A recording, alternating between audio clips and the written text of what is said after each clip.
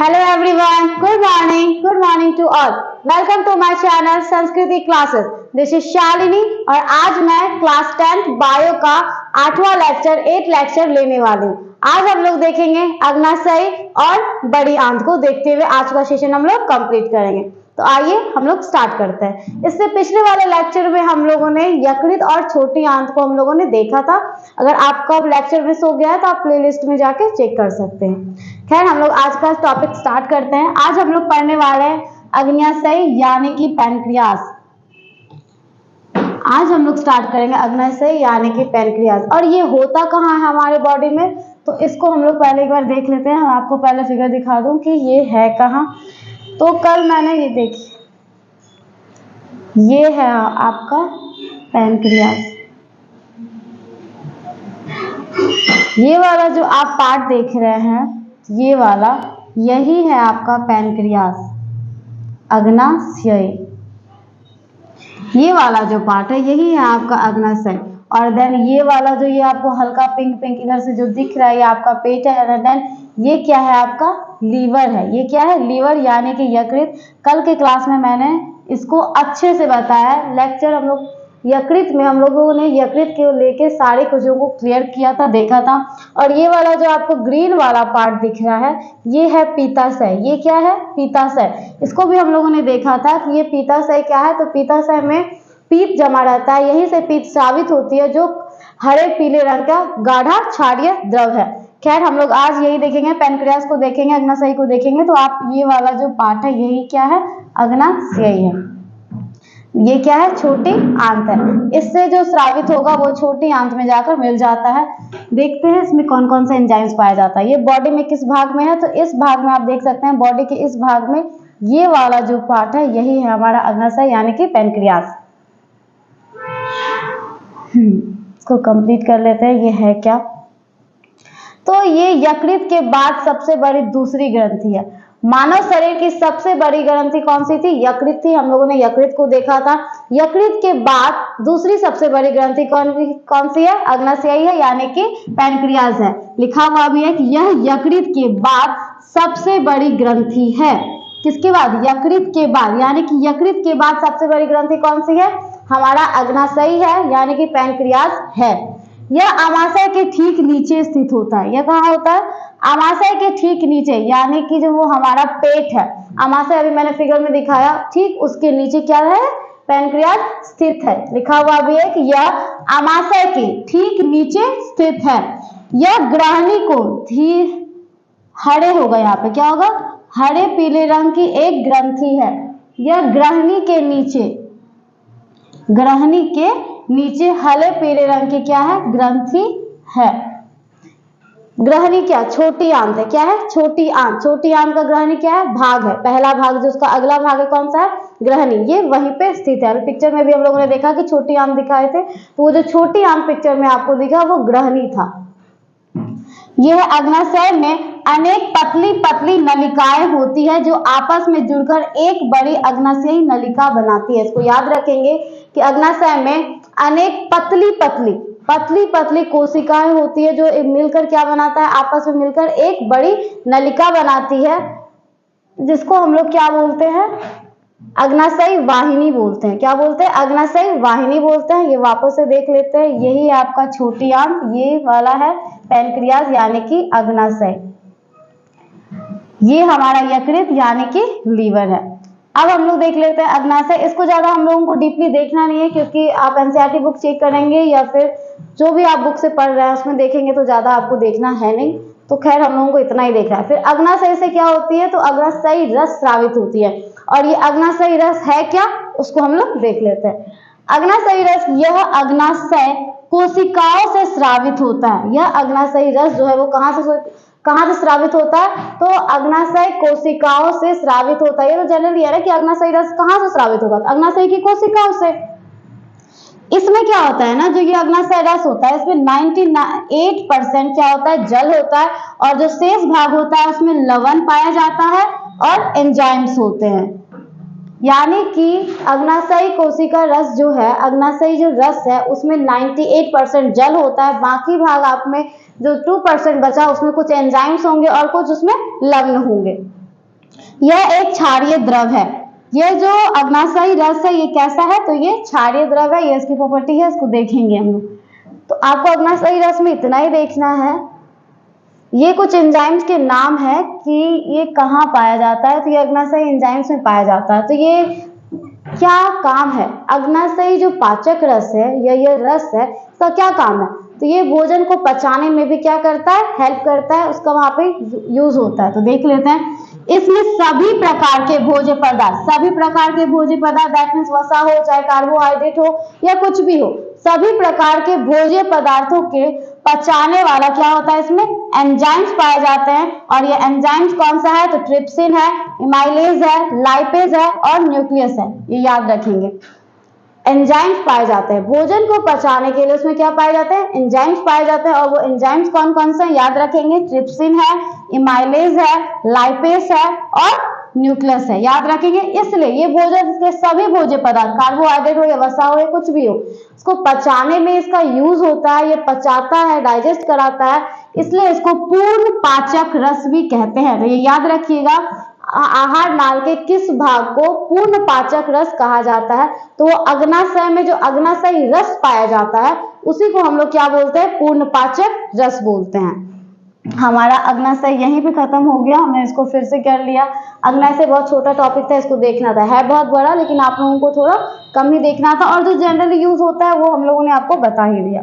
Next है ये आंत ग्रंथियां। ये आंत ग्रंथियां क्या होती है, आपके एनसीईआरटी बुक में कुछ एक दो लाइन में इसको दिया गया है। तो आंत ग्रंथियां क्या है, तो यह छोटी आंत की दीवार में कई ग्रंथियां होती है छोटी आंत की दीवार पे बहुत सारी क्या होती है, ग्रंथियां होती है। इनका स्राव आंतरस कहलाता है, और उस ग्रंथियां से जो भी स्राव होगा वो क्या कहलाएगा, आंत स्राव कहलाएगा। हमारे में बहुत सारा अंतःस्रावी होता है, अंतःस्रावी अलग होता है और आंतरस अलग होता है। जो छोटी आंत की ग्रंथियों से जिसका स्राव होता है उसी को आंतरस बोलते हैं, और अंतःस्रावित वो अलग चीज हुआ, वो उसमें बहुत सारी ग्रंथियां आ गई, उसमें हार्मोन्स आ जाते हैं, प्यूटरी ग्रंथि आ जाती है, उसमें बहुत सारी आ जाती है, तो वो अलग चीज है। ये याद रखेंगे कि ये जो आंतरस है ये छोटी आंत की दीवार में बहुत सारी ग्रंथियां पाई जाती है, और ये ग्रंथियां कौन कौन सी है इसको मैंने छोटी आंत में क्लियर किया हुआ है, आप पिछले लेक्चर में अगर जाके देखना चाहते हैं तो देख सकते हैं। भोजन में एक अच्छा ये अलग चीज है, आंतरस में आपको यही दो बात याद रखनी है कि ये कहाँ छोटी आंत की दीवार में से जो ग्रंथियां स्रावित होती है उन्हीं स्रावित को क्या कहते हैं हम लोग, अंतःस्रावी कहते हैं, आंतरस कहते हैं। सेकंड ये नॉर्मल है कि भोजन के जटिल अघुलनशील अणु जो नहीं घुल पाता है, क्या हो पाता है, अणु जो होता है सरल घुलनशील अणुओं में क्या हो जाता है, बदल जाता है, जैसे काइम और भी क्या हो जाता है, तरल हो जाता है। काइम क्या बताए थे आप लोग को, जब ये छोटी आंत में, जब आमाशय से ये छोटी आंत में आ रहा था तो वो क्या गाय लोई के आकार का हो गया था, गाढ़ी लोई की तरह हो गया था, गाढ़ी लोई की तरह हो गया था, जिसको हम लोग काइम कह रहे थे। जब ये अघुलनशील पदार्थ, जटिल पदार्थ जब जाकर ये फिर अणुओं में बदल गया, टूट गया, तब ये क्या हो गया, और भी ज्यादा तरल हो गया, और इस तरल पदार्थ को क्या कहेंगे, चाइल कहेंगे। आप ऐसा कह सकते हैं काइम जो चेंज हो जाता है, तरल पदार्थ में बदल जाता है, उसको क्या बोलते हैं, चाइल बोलते हैं। ये बस याद रखना है आपको। देन हमारा नेक्स्ट टॉपिक है बड़ी आंत, जो हम लोगों को पढ़ना है। ये आहार नाल का आखिरी भाग है। आहार नाल में हम लोगों ने क्या क्या देखा था, आज हमारा मानव का पाचन तंत्र का लास्ट ही क्लास है। बड़ी आंत है आज, उससे सबसे पहले हम लोगों ने मुख गुहिका, ग्रसनी, ग्रास नली, आमाशय, छोटी आंत, फिर छोटी आंत के बाद आप लोगों ने यकृत देखा, अग्नाशय देखा, अब देन लास्ट देखेंगे बड़ी आंत। यहाँ पे क्या होता है ना, बड़ी आंत में, छोटी आंत में क्या हो रहा था, भोजन का पाचन पूर्ण रूप से हो जा रहा था। तो अब जो वेस्टेज फूड बचा, जो नहीं यूज हुआ था, जो डाइजेस्ट नहीं हुआ था, अनडाइजेस्टेड फूड था, उसको यहाँ पे फिर से अवशोषित किया जाता है, और यहाँ पे जल को भी क्या किया जाता है, अवशोषित किया जाता है। इसको हम लोग देखते हैं। ये जो छोटी आंत है, ये छोटी आंत आहार नाल के अगले भाग में, छोटी आंत के अगले भाग, छोटी आंत के अगले भाग कौन सा आएगा, बड़ी आंत आएगा। आहार नाल में छोटी आंत के बाद अगला भाग कौन सा होगा, बड़ी आंत होगा। तो ये कहाँ खुलता है, बड़ी आंत में खुलती है। इसको याद रखेंगे, छोटी आंत कहाँ खुलेगी, बड़ी आंत में खुलती है। बड़ी आंत दो भागों में बांटा गया है। बड़ी आंत कितने भागों में बांटा गया है, दो भागों में बांटा गया, एक कोलन होगा और एक रेक्टम होगा। ये रहा, जिसको मलाशय भी बोलते हैं। एक क्या है, कॉलन है, और एक क्या है, रेक्टम है। ये देखिए बड़ी आंत का ये फिगर है।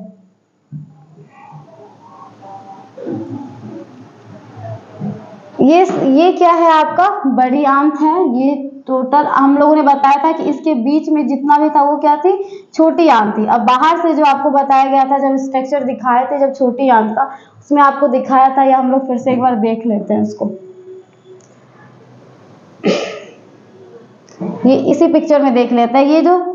ये जो है, ये बाहरी वाला जो है, बाहरी वाला, ये जो मोटा वाला है बाहरी वाला, वही क्या है हमारा, बड़ी आंत है। छोटी आंत वो बीच में था, जो इसकी लंबाई कितनी थी, 6 मीटर थी, चौड़ाई 2.5 सेंटीमीटर थी। ये रहा जो एक पाइप की तरह संरचना था, ये भी यही है। ये जितना भी आपको दिख रहा है ये सारा क्या है, कोलन का प्रकार है। इसको भी देखेंगे, ये अलग है, कलर कलर में चेंज है। ये भी कोलन है, ये भी आपको कॉलन का प्रकार ही है। ये भी कॉलन है, ये भी कॉलन है। ये आपका अपेंडिक्स है, जो क्या है, अवशेषी अंग है। इसका हमारे बॉडी में कोई भी यूज या कोई भी काम नहीं है। और ये क्या है, यहाँ पे सीकम है। सीकम क्या होता है, तो जहां से छोटी आंत और बड़ी आंत मिलती है उस जोड़ को क्या बोलते हैं, सीकम बोलते हैं। तो उनको भी यहाँ पे, उसको भी हम लोग यहाँ पे क्या करेंगे, क्लियर करेंगे। तो यहाँ देखते हैं, सबसे पहले सीकम ही है। सीकम क्या होता है ना, तो छोटी आंत और बड़ी आंत के जोड़ पर एक छोटी नली होती है। क्या होती है, जहां पे बड़ी आंत और छोटी आंत का जो जोड़ है वहां पे एक नली पाई जाती है, जिसको क्या बोलते हैं, सीकम बोलते हैं। क्या बोलते हैं, सीकम बोलते हैं। एक बात और, सीकम के शीर्ष पर अंगुली जैसी रचना होती है। सीकम के शीर्ष पर अंगुली जैसी रचना होती है, जिसका सिरा कैसा होता है, जिसका सिरा बंद होता है। और यह रचना क्या कहलाती है, अपेंडिक्स कहलाती है, जिसका हमारे बॉडी में कोई काम नहीं है। और ये क्या है, हमारा अवशेषी अंग है। तो याद रखेंगे, इसको फिर से रिपीट करते हैं। सीकम क्या होता है, तो छोटी आंत और बड़ी आंत के जोड़ पर एक नली पाई जाती है, जिसको हम लोग क्या बोलते हैं, सीकम बोलते हैं। वही हमारा सीकम है। लेकिन सीकम के शीर्ष पर एक क्या होता है, एक रचना पाई जाती है, जिसका सिरा बंद होता है। वो क्या कहलाता है, अपेंडिक्स कहलाता है। एक बार अपेंडिक्स को अभी जैसे मैंने दिखाया था, ये वाला पार्ट क्या है, सीकम है, और ये वाला क्या है, अपेंडिक्स है। ये सीकम के शीर्ष पर पाया जाता है, जिसका सिरा क्या होता है, बंद होता है। अपेंडिक्स को ही क्या बोलते हैं, अवशेषी अंग बोलते हैं। कई बार एग्जाम में भी पूछा जाता है कि इनमें से अवशेषी अंग कौन सा है, ऑप्शन में दिया जाएगा, तो आपको बताना है अपेंडिक्स क्या है, अवशेषी अंग है। मनुष्य के आहार नाल में इसका कोई कार्य नहीं होता है। जैसा कि मैंने बताया कि अपेंडिक्स का जो है आहार नाल में कोई भी कार्य नहीं होता है। यह एक अवशेषी अंग है। देन हम लोग पढ़ते हैं कोलन। जो छोटी बड़ी आंत है उसके भाग कितने, 2 भागों में बांटा गया, एक कोलन और एक मलाशय। तो पहले हम लोग कॉलन देखते हैं। कॉलन क्या है, कॉलन को भी 3 भागों में विभक्त है। कॉलन कितने भागों में विभक्त है, 3 भागों में विभक्त है। अभी दिखाया था आपको, अलग अलग कॉलन था। कॉलन सबसे पहला है ऊपरीगामी कॉलन, दूसरा है अनुप्रस्थ कॉलन, तीसरा है अधोगामी। ठीक है, ये रिपीटेड है। 3 ही भागों में विभक्त है, एक ऊपरीगामी कॉलन, एक अनुप्रस्थ और एक अधोगामी। अब ये जो है, ये सारा कॉलन कहाँ खुलेगा, तो ये सारा कॉलन क्या खुलेगा, कॉलन के बाद क्या आता है, रेक्टम आता है। क्या आता है, रेक्टम। तो ये सारे कॉलन किस में खुलेगा, रेक्टम में खुलेगा। ये आपको याद रखना है। कॉलन कहाँ खुलता है, रेक्टम में खुलता है। जो अंत में मल द्वार के द्वारा शरीर के बाहर खुलता है। ये बड़ी आंत से होते हुए, कोलन से होते हुए, रेक्टम से होते हुए, मल द्वार से, अनडाइजेस्टेड फूड क्या होता है, बाहर निकाल दिया जाता है। देखते हैं फिर से, जो अंत में मल द्वार के द्वारा शरीर के बाहर खुलता है। अपचा भोजन इलियम, अपचा भोजन इलियम से कोलन में होते हुए, देखते हैं, अपचा भोजन इलियम से, छोटी आंत में क्या हो रहा था, वहां पे भोजन का अवशोषण हो रहा था। तो छोटी आंत के किस भाग में हो रहा था, ये भी तो क्वेश्चन था। छोटी आंत में होता है भोजन का पाचन, पूर्ण रूप से क्रिया होती है, लेकिन किस भाग में, तो इलियम के भाग में। तो छोटी आंत के इलियम के भाग से होते हुए, बड़ी आंत के कोलन से होते हुए और रेक्टम से होते हुए, चलो देखते हैं इसको हम लोग फिर से। कोलन में से होते हुए रेक्टम में क्या होता है, पहुंचता है।